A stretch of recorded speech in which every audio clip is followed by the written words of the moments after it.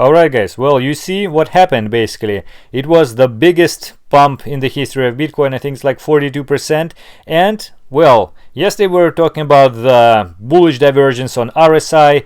Like we have the lower lows on price, but higher lows on the RSI indicator. And also we had the TD sequential red 9 on the weekly time frame. We also had the BitMEX funding and premium index getting into negative territory. All those signs were about to indicating the fact that we most likely will go to the upside at some point. Still, I was relatively bearish at that point because Bitcoin price, well, ignored those bullish signs before during this period of time, and it was very dangerous to follow them even at that area.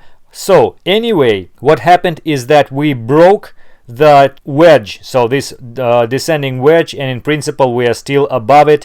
We are kind of heading to the north, probably to higher than $14,000. It's very, very bullish. And if you look at the moving averages, we are above this so-called death cross, and we are above the 200 days moving average. Everything is very bullish right now. So why am I not bullish then? Well, I mean, I am kind of bullish long term, but short term, first thing, this is the biggest pump in history, right? If you look at the price action for the whole history of Bitcoin, every pump with such a size, or like at least some reasonable size, is closed to some extent. This drop for such a huge rise, I think, is nothing. I think it should go down to like 60%, at least 50% of this drop. So probably something like 9,000, maybe even lower, maybe 8,000 something. Second thing, if you look at the volume, this volume, despite we went $3,000 for the period of time less than 24 hours, is laughable, guys. It's basically nothing. Like here, you see, this was the rise for $1,000. We had pretty much the same volume here. So I would say that here we only had the stop orders getting liquidated.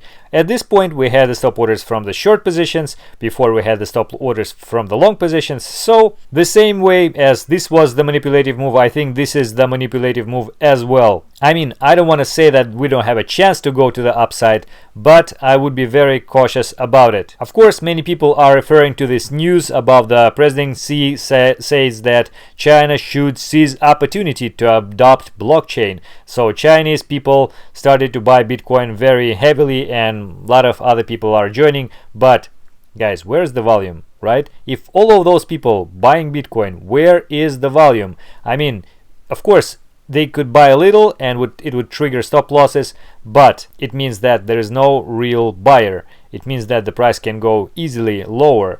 And if you didn't buy here, I mean, if you remember what we were talking about, we of course may wait for the price going lower and buy there, and it's very likely it will go because the inertia, because of the stop orders concentrated in this area. But at every point of time, Bitcoin could make the jump $1,000, $2,000 to the upside. Well, actually it made $3,000. So I was telling guys that we need to have at least some small position at this point, and I hope that some of you did.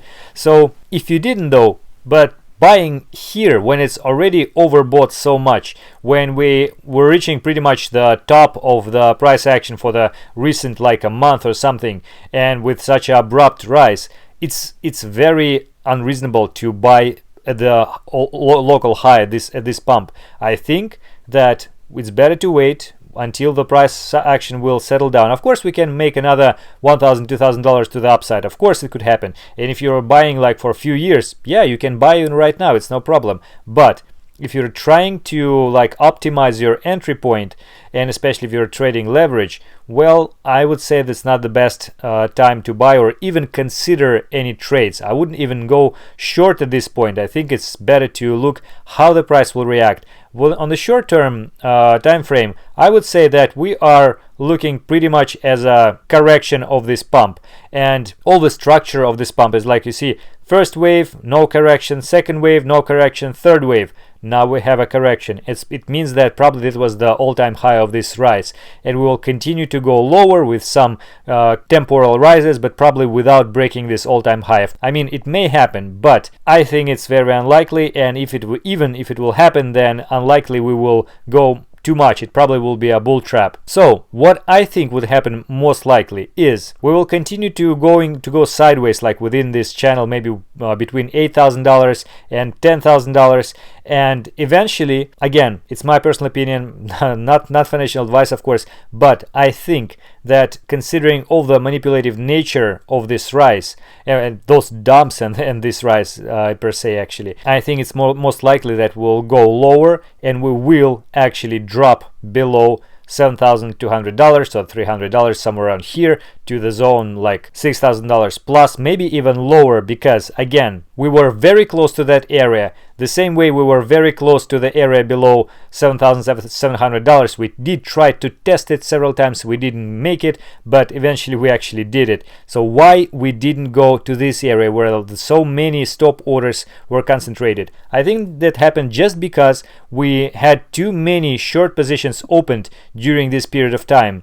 And of course, if you would consider the market being manipulated by the huge players like whales or something, they didn't want to go that low with all the passengers who went short during this drop. They want to shake them out first. They did it. And now, when a lot of people actually are going long again, and they can do the opposite thing, they can return back to the normal, they can return to the $9,000, then maybe a little pump, then $8,000, a little pump more, and then below $8,000 again, maybe some hope with a pump like above $8,500, something like that, and so on and so forth, and then eventually actually go straight to $16,000 from here, or have a correction and go there. We need to look at the price action, but I think the continuation of the dump and the fact that this is not over, I think this is the bull trap. This scenario is most likely to be real. Again, guys, my personal opinion, I don't know what will happen, but this smells like a trap to me. I mean, no volume, being manipulated before, being manipulated now, too much of the pump too fast. Looks like a pretty ideal short squeeze. You remember it was something like this here, it was something like this here, and so on. It was something like this even here, but the other way around. So I remain pretty cautious about it, despite the fact that we actually kind of predicted this rise to happen correctly. But still, at this moment of time, I think we need to be flexible and look at the other sides of the trade. Ask ourselves who is on the other side. I mean, yes, we want to price to go up, but what are those people who are selling right now? Why do they sell? And what their purpose? Why they think that the price will go lower? There are some reasons, probably. Of course, they may just fix some profits, but there might be something except that. So let's try to clear up our minds and think about it without any kind of emotions and being too excited about this pump. Eliminate FOMO, but still be happy about the profit if we are having some. Okay, guys, let's see what will happen tomorrow. I will keep you updated, and for today, that is it. I hope that it was useful. Thank you for watching.